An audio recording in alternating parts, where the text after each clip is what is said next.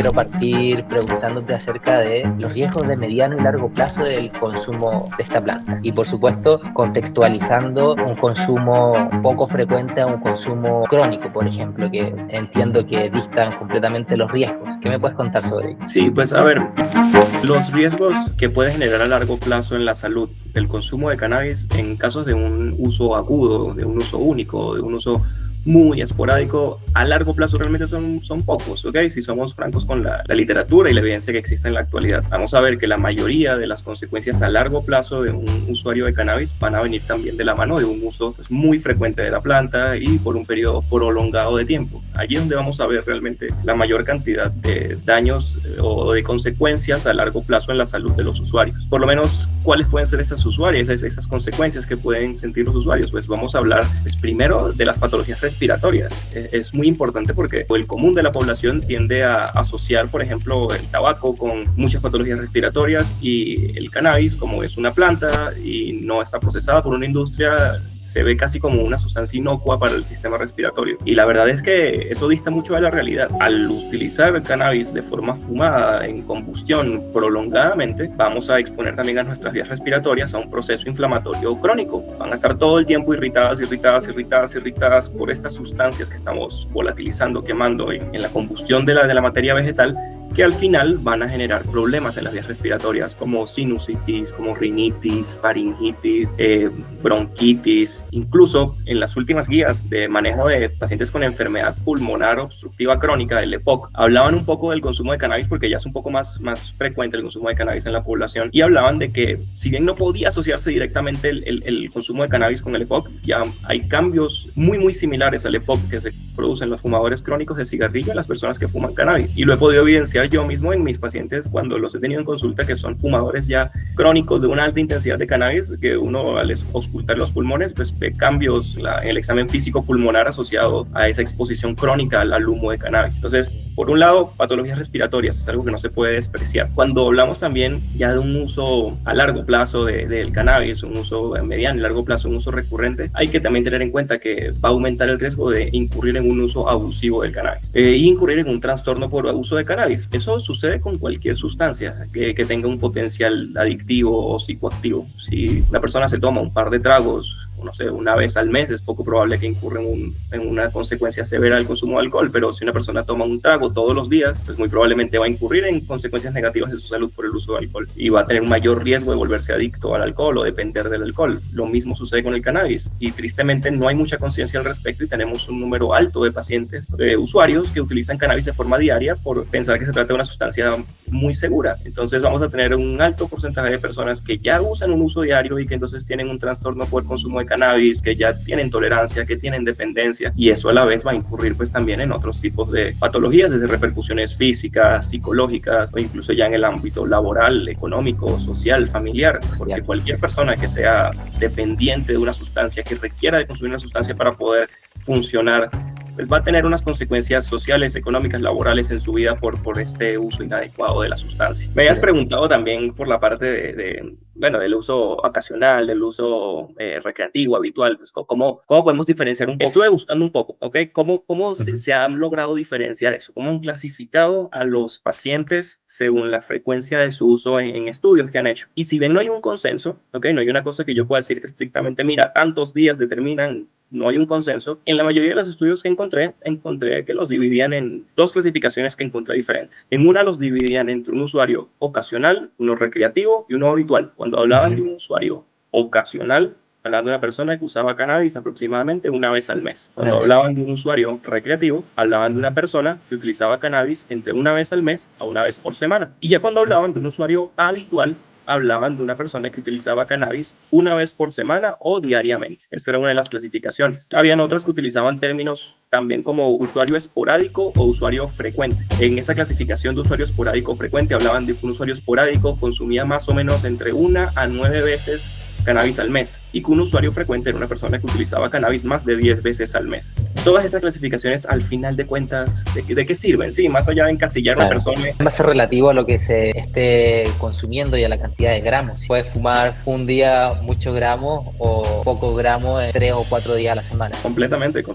Y muy diferente a una persona que consuma de pronto semanalmente un vaporizador, una cantidad pequeña de cannabis, a una persona que semanalmente utilice un extracto o un dab y fume grandes cantidades de cannabis con altas cantidades de THC, pues una consecuencia muy diferente. Pero lo que sí es un hecho es que a mayor frecuencia de consumo y mayor cantidad de consumo, como bien dices, bien sea en gramaje o en porcentaje de THC sobre todo, aumentan las consecuencias negativas del uso de cannabis. Eso es una realidad que nadie puede negar. Como mencionaste recientemente, va a variar mucho entre el tipo de producto que se esté consumiendo, porque un concentrado de alta pureza que pueda tener sobre 70% o una extracción sobre 70% de THC va a ser diferente a una flor que tenga 20-25%, aunque las flores también comienzan a tener cada vez más THC, superando el 30%.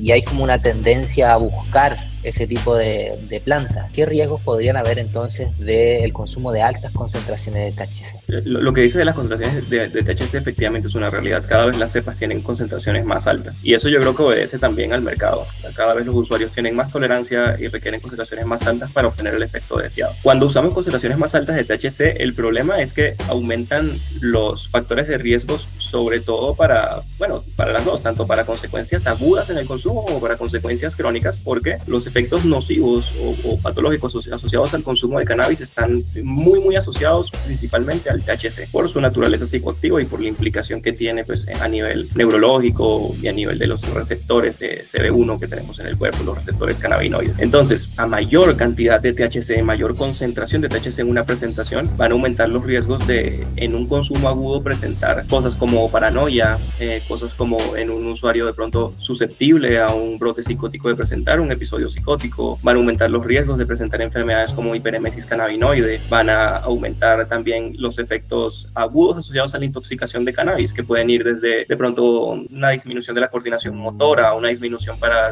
poder crear recuerdos a largo plazo, tener la capacidad de llevar a cabo habilidades ejecutivas a nivel neurológico. ¿Qué más pueden aumentar? Pueden aumentar los riesgos por lo menos de presentar paranoia, de presentar taquicardia. Todas esas cosas vienen asociadas por una intoxicación con un nivel alto de THC, porque va a aumentar la estimulación de todos estos receptores por esas concentraciones tan elevadas. Oye, y acabas de mencionar hiperémesis cannabinoide y me gustaría que lo definiéramos nuevamente. Ya hemos comentado en diferentes tipos de contenido lo que es, pero por si es que alguien está viendo esto y no sabe, ¿en qué consiste ese síndrome? Mira, a ver, la hiperemesis cannabinoide es un síndrome que se da generalmente en usuarios crónicos de cannabis, ¿ok? A ver, no se presenta en todos los usuarios crónicos de cannabis, es una cosa que hay que también destacar. Todas las personas que tengan un consumo crónico de cannabis no van a presentar hiperemesis cannabinoide, pero sí casi todas las personas, por no decir todas las personas que van a presentar el síndrome de hiperemesis cannabinoide son usuarios crónicos. ¿En qué consiste? Pues esos pacientes con ese usuario, con este uso regular de cannabinoides y en especial con altas concentraciones de THC, van a presentar unos síntomas gastrointestinales que pues se postula que viene mediado por el efecto de los cannabinoides a nivel de los receptores en el tracto gastrointestinal o en el sistema nervioso central, que a fin de cuentas lo que van a hacer es que disminuya la motilidad intestinal, ¿okay? Que se mueva más lento el intestino. Eso como consecuencia trae un dolor estomacal que viene asociado de muchas náuseas y muchos vómitos. Eso pues en un principio puede solamente ser desconfortante, un poco de disconfort abdominal, pero cuando ya se establece per se un síndrome de hiperemesis cannabinoide, los pacientes van a tener unos episodios eméticos, unos episodios de vómito que son muy altos. Esos pacientes pueden tener 5 episodios eméticos en una hora, y un ritmo tan alto de vómitos genera riesgos para la salud porque va a generar una deshidratación muy marcada. Entonces muchos de esos pacientes terminan en el servicio de urgencias deshidratados por este consumo de cannabis, de cannabis en concentraciones altas. Esos pacientes también, si bien se hace su manejo agudo de la hiperemesis cannabinoide, también van a tener una resolución de sus síntomas si suspenden el consumo. Entonces también uno pues, ve que es un problema importante, pero también es un problema que tiene una solución que no es tan descabellada y que no es tan complicada de alcanzar. Y pues Abstinencia. tiene sus particularidades. Uno siempre escucha, no, que esos pacientes entonces, cuando uno investiga un poquito, que a esos pacientes les gusta meterse en las duchas con agua caliente y eso los ayuda a calmar Sí. un poco las náuseas. Es una realidad, eso me pareció muy interesante. ¿Por qué se da eso? Mira, a Ah, ver, no hay algo claro de eso, pero entendiendo un poco cómo funciona el cannabis en el cuerpo, lo que yo interpreto, lo que yo pensaría, a ver, el cannabis estimula unos receptores que tenemos en la piel, que se llaman, es un receptor vaniloide tipo 1, que son unos receptores que se encargan de percibir los estímulos térmicos en la piel, ¿ok? Sobre todo los estímulos calientes. Entonces, yo asocio, es que cuando estas personas toman estas duchas de aguas calientes, estimulan estos receptores y los saturan. De pronto no se pueden estimular también con los ligandos del cannabis y eso genera un alivio de los síntomas. Tal es la asociación que algunas de las líneas de manejo para estos pacientes es aplicarse unas cremas, que son unas cremas que estimulan esos receptores que tienen capsaicina, que es lo que tiene el picante, y sí, la sí, gente sí. se las frota en el abdomen, se las frota en el abdomen y en el pecho y genera un alivio de las náuseas al aplicarse estas cremas con capsaicina en el cuerpo. Entonces es una realidad que efectivamente estimular estos receptores de alguna forma que uno se comprende muy bien alivia los síntomas de la hiperemesis cannabinoide. Esto lo explicaste en detalle en el curso que estamos lanzando y que aprovecho de comentarle a la comunidad. Hablábamos de los efectos mentales del THC y sus consecuencias cuando se consumen altas cantidades por precisamente este efecto alterante de este compuesto en nuestro cerebro. Me comentabas de episodios psicóticos, paranoia, etcétera. ¿Cómo entra el CBD acá? Entendiendo que se ha hablado mucho de sus propiedades antipsicóticas, ¿cómo entra a regular ese THC? ¿Qué funciones puede tener en esta modulación? El CBD tiene una particularidad y es que cuando él se utiliza en conjunto con el THC, logra disminuir algunos de los efectos psicoactivos del THC a través de una modulación alostérica negativa, es el término médico de eso. Que lo que quiere decir básicamente es que cuando el CBD interactúa con estos receptores, hace que la capacidad del THC de activarlos sea menor. ¿Eso en qué se traduce a fin de cuentas? Que si una persona consume un producto de cannabis que tenga THC con CBD, tiene un menor riesgo de presentar efectos adversos asociados a una intoxicación aguda por THC que una persona que consuma THC solo, por esta propiedad del CBD de controlar un poco los niveles de THC sin generar una pérdida de su efecto terapéutico. La recomendación que uno podría hacer a partir de esto es que tanto los usuarios medicinales como de pronto un usuario recreativo o un usuario novato que quiera incurrir en el uso de cannabis, opte más por un producto que tenga una cantidad pues significativa de CBD junto con el THC para evitar esos efectos asociados a una intoxicación aguda por niveles elevados de THC. Bajándola a la tierra, la persona que consume en el día a día, de repente empezar a sentir, a experimentar que consume y no se siente bien, tu cuerpo algo le está diciendo. Entonces ahí hay que tener especial conciencia, ¿cierto?, para ver cómo reducir esos riesgos. Sí, por supuesto. Allí es donde también entra un poco el dilema de la dificultad de la adquisición del cannabis para los usuarios. Muchos usuarios disfrutan del uso de cannabis de una forma recreativa y tienen un uso que no genera pues, mayores repercusiones en su salud física o mental en el marco en el que lo consumen, pero al no tener un control de la sustancia que están consumiendo, se vuelve un poco difícil saber. Entonces no es infrecuente conseguir un usuario que diga, no, pues el otro día consumí cannabis y me fue de maravilla, y el otro día consumí cannabis en la misma cantidad y me fue terrible, me sentí muy mal, estaba paranoico, estaba ansioso. ¿Por qué? Si fue la misma cantidad. Y probablemente sea por las cepas que está consumiendo y por las concentraciones de cannabinoides que tenga. Como en cualquier sustancia, no solamente sustancia, sino condición en la vida en la que uno está ingiriendo algo, consumiendo algo, es fundamental conocerse uno y saber también cuál es la respuesta que tiene uno ante ciertas sustancias. Y el tener la capacidad de poder conocer cuál es las concentraciones de los productos que uno está consumiendo en el escenario ideal de un mercado en el cual uno tuviera el acceso a conocer esas concentraciones, facilitaría muchísimo que no sucedan estas cosas, que los pacientes y los usuarios recreativos también puedan saber, oye, mira, yo ya sé que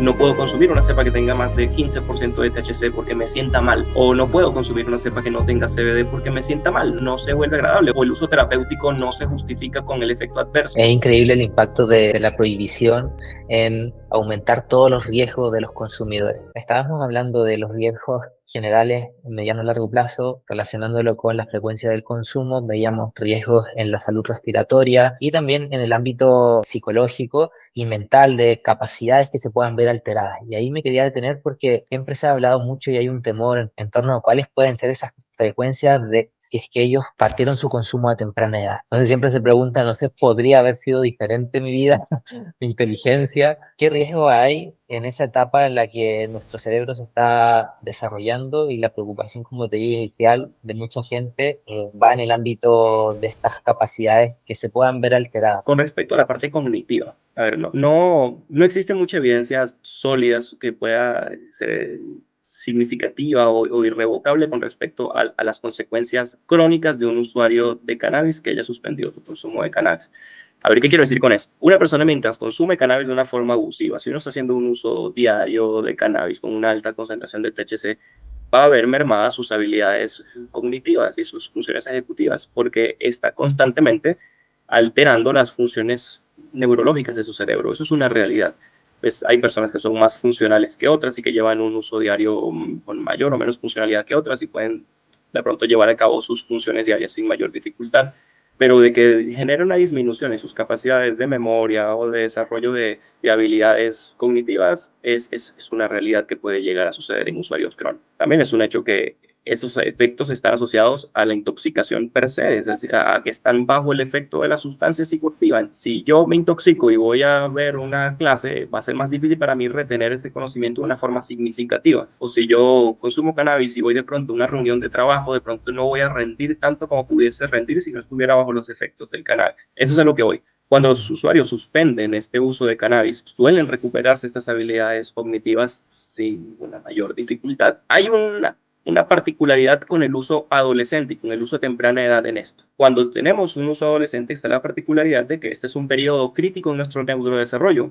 Cuando somos adolescentes, nuestro cerebro está terminando de afianzar redes neuronales, ¿okay? Conexiones de una parte del cerebro con otra que permiten asociar un conocimiento con otro o crear una brecha de comunicación que permite que nuestro cerebro funcione de la forma óptima. Y si consumimos cannabis mientras están afianzando estas redes neuronales, sí se postula que puede llegar a afectar un poco que estas redes neuronales se establezcan de una forma normal. Volvemos a lo mismo, en teoría, al suspender el uso de cannabis, podrían recuperarse muchas de estas funciones, pero no hay algo así fijo que uno pueda decir, no, si una persona es usuario adolescente va a tener consecuencias irreversibles, o no, una persona que es usuario adolescente lo deja de consumir y ya no pasó nada. No puedo afirmar algo así, pero es una realidad de que la adolescencia es un periodo crítico en el cual lo ideal es evitar el consumo de sustancias psicoactivas, ¿okay? No solamente el cannabis, también uno debería evitar el consumo de alcohol en la adolescencia. Son todas sustancias que pueden alterar la formación de redes neuronales. Acá estando en Barcelona me he dado cuenta que se consume mucho cannabis con tabaco. ¿Qué nos puedes contar de eso? Yo sé que en Latinoamérica no se da tanto como acá, pero ¿qué consecuencia puede haber ahí? Esa práctica es súper común en Europa, también asociada con los altos costos de la marihuana en Europa. Entonces la gente tiende a, cuando se arma sus cigarrillos, mezclarlos con tabaco, como bien dices. ¿Qué pasa con eso? A ver, bien es sabido que el tabaco es una sustancia mucho más adictiva que la marihuana. La nicotina tiene un mayor porcentaje de usuarios que tienden a generar un uso abusivo, que tienden a desarrollar adicción con su uso en comparación con el cannabis. Cuando mezclamos esas dos sustancias, nuestro cerebro también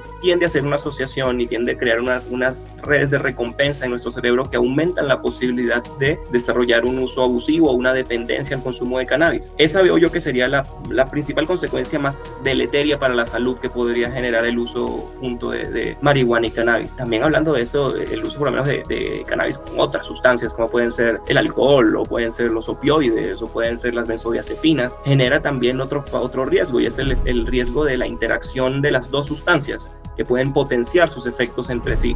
Cuando uno toma alcohol y consume cannabis, se va a potenciar tanto el efecto del alcohol como el efecto del cannabis. Y eso favorece tener una intoxicación aguda por las dos, que puede darte todos los síntomas de una persona que está muy ebria o una persona que está muy high, muy intoxicada con cannabis, hasta un punto donde ya se vuelve disconfortante. Hay una acción sinérgica que se potencia de las dos entre el cannabis y la otra sustancia psicoactiva. Hablamos de los riesgos y ahora me gustaría hablar acerca de los usos médicos. ¿En qué patologías se utiliza esta planta? ¿Dónde se ha visto que tiene un potencial terapéutico? ¿Cuáles son los usos más comunes a nivel médico? Mira, cuando hablamos de lo más común, por lo menos lo que yo he podido investigar y lo que he podido ver en mi práctica como médico, es en el manejo del dolor crónico. El uso del cannabis para el dolor crónico es algo que ha cambiado sin lugar a duda la vida de miles de pacientes en todo el mundo. He podido ver como pacientes que tienen un dolor crónico que ya no está logrando ser controlado con los medicamentos convencionales o que tienen efectos adversos asociados al uso de estos medicamentos convencionales, encuentran en el cannabis medicinal una alternativa que cambia por completo su calidad de vida, ya que les permite modular ese dolor y los permite volver a tener una calidad de vida significativa, donde pues, no viven diariamente con dolor, no tienen que pasar por somnolencia o por náuseas o por otros síntomas asociados a los medicamentos para el dolor crónico. Entonces, esa sería la primera que yo diría que se usa con más frecuencia y que tiene un impacto a gran escala más significativo en los pacientes. Pero hay muchas más. Por ejemplo, el uso del cannabis para algunos, no todos, pero algunos dolores agudos, como puede ser el de la migraña, por ejemplo, es una realidad. Hoy por hoy hay muchos estudios que sustentan cómo el uso de cannabis tiene el potencial de poder controlar el dolor de cabeza de características migrañosas. Suele ser un dolor de muy difícil manejo y que también limita mucho la calidad de vida de muchas personas. Por supuesto, hay que hablar también del uso del cannabis medicinal en los pacientes con epilepsias que son refractarias al manejo farmacológico. Estos tipos de epilepsias que son de difícil manejo, que no encuentran alivio con múltiples anticonvulsivantes, pues el uso de cannabis ha demostrado también controlar esos episodios epilépticos, lo que no solamente mejora la calidad de vida de estos pacientes, sino que disminuye el daño neurológico que está ocurriendo por estos episodios epilépticos y convulsivos a repetición. Y esto sin mencionar también otras causas, otros usos que tienen. Pero diría que estos tres son una buena abrebocas para saber usos comprobados que se usan hoy por hoy al día a día y que generan una mejora significativa en la calidad de vida de sus usuarios. Sí, sí, se usa también mucho en cáncer para lidiar con los efectos adversos de las terapias para combatirlo. Claro, los efectos antieméticos, a pesar de que curiosamente pues la hiperemesis cannabinoide genera náuseas y genera vómitos, la realidad es que el cannabis tiene un efecto antiemético muy bueno, comparable a muchos antieméticos que se usan en la actualidad que actúan en el sistema nervioso central y que no se pueden usar a largo plazo porque generan consecuencias. Entonces se han desarrollado pues, tanto medicamentos de la industria farmacéutica a partir de moléculas que imitan a los los ligandos del cannabis, como incluso el uso per se de la planta para combatir las náuseas de los pacientes con cáncer. Y al mismo tiempo, pues como hablamos del dolor crónico, estos pacientes tienen dolor crónico, también tienen muchas náuseas y ayuda mucho a modular esos síntomas en un paciente también que generalmente tiene un estado de ánimo pues afectado por el diagnóstico, tiende a tener unos síntomas como un poco depresivos, una alteración de su estado emocional. Todos estos vuelve el cannabis una herramienta que se usa con mucha frecuencia en este grupo de pacientes y pues que estadísticamente reporta unas mejorías en la calidad de vida de los usuarios. ¿Qué me puedes contar de la interacción con otros medicamentos? ¿Hay algún riesgo ahí? Sí, claro.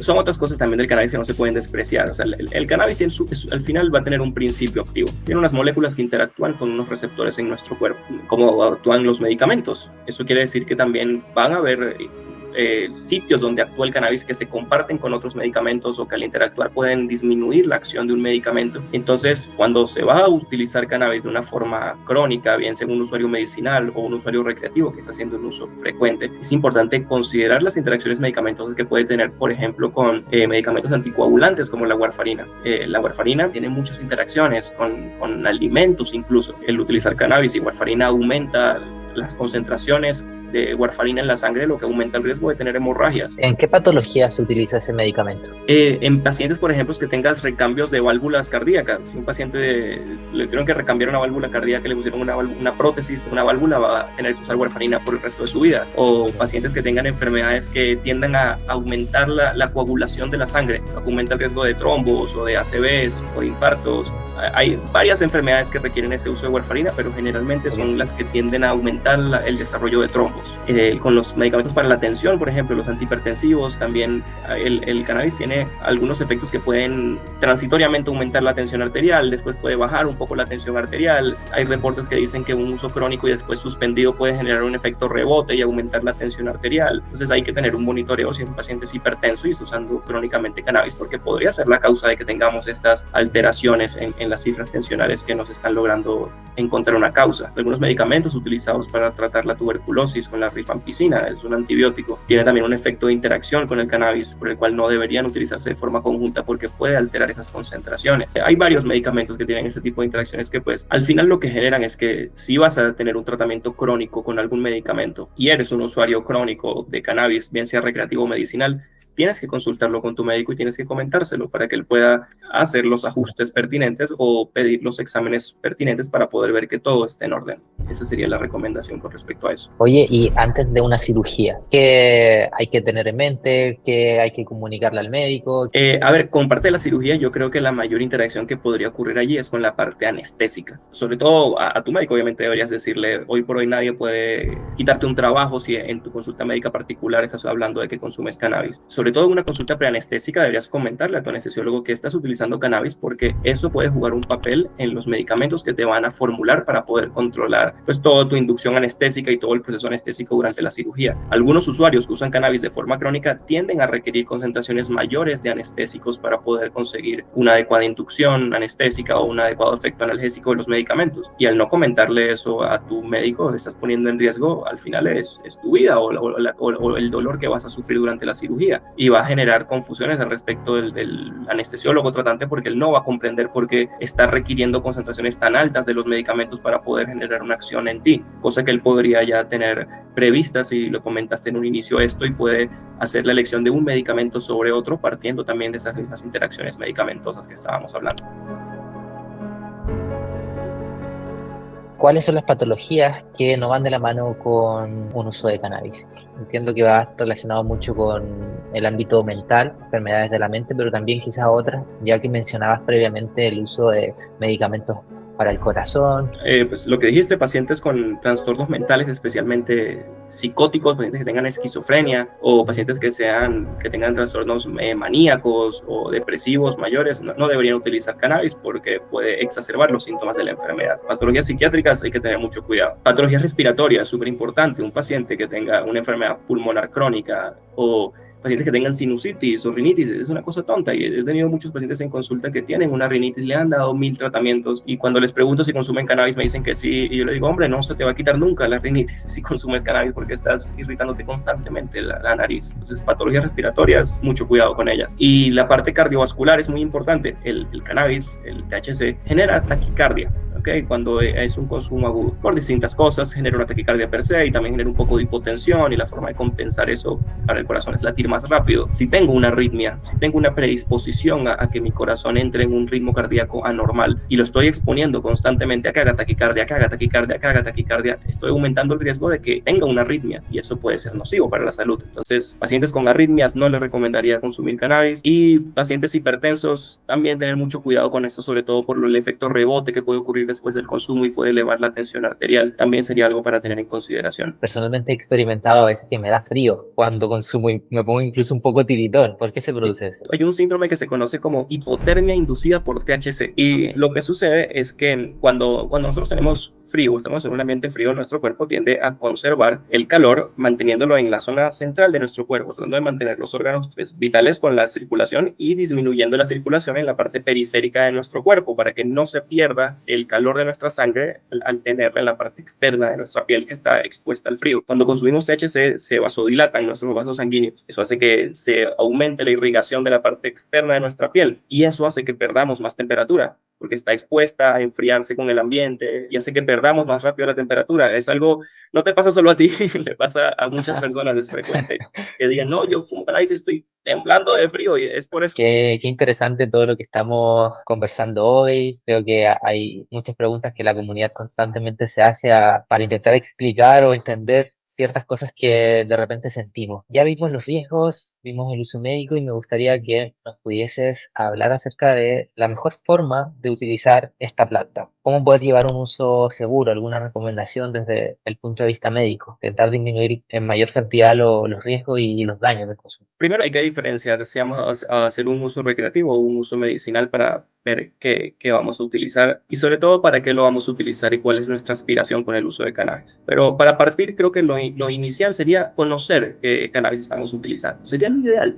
¿Okay? Sé que no está al acceso de todos los usuarios, pero lo ideal sería poder saber qué estamos consumiendo, ¿sí? Saber qué concentraciones tiene de cannabinoides, cuál es el perfil que tiene, porque eso nos va a permitir saber qué cepa vamos a seleccionar para el uso que vamos a utilizar y saber su origen. Eso sería algo fundamental para iniciar. Dos, ¿qué vía de administración utilizar? ¿Cuál va a ser la más segura? Entonces, las vías de administración más seguras, así para hacerlo a grandes rasgos, digamos que sería la vía sublingual o ingerida en presentaciones que tengan una concentración conocida de cannabinoides. Tener mucho cuidado con las presentaciones artesanales porque es difícil a veces saber qué concentración va a tener y es fácil sobredosificarse con presentaciones artesanales. Hay que ser cuidadoso con ellas. Ellas, por lo menos esas presentaciones, son muy útiles para pacientes que requieran un efecto prolongado. Según la presentación y la vía de administración, hay efectos más prolongados o menos prolongados según la forma en la que se administre. Y esas presentaciones permiten un uso prolongado mantenido que permite un control de los síntomas, por lo menos en usuarios medicinales, tanto las gotas como algunas pastillas o presentaciones que se pueden ingerir. Y si ya lo que se requiere es o un uso recreativo o un uso médico, pero agudo, para controlar el síntoma de una forma rápida, diría que la alternativa serían los vaporizadores. No vaporizadores que tengan extractos como preparados, esos que tienen cartuchos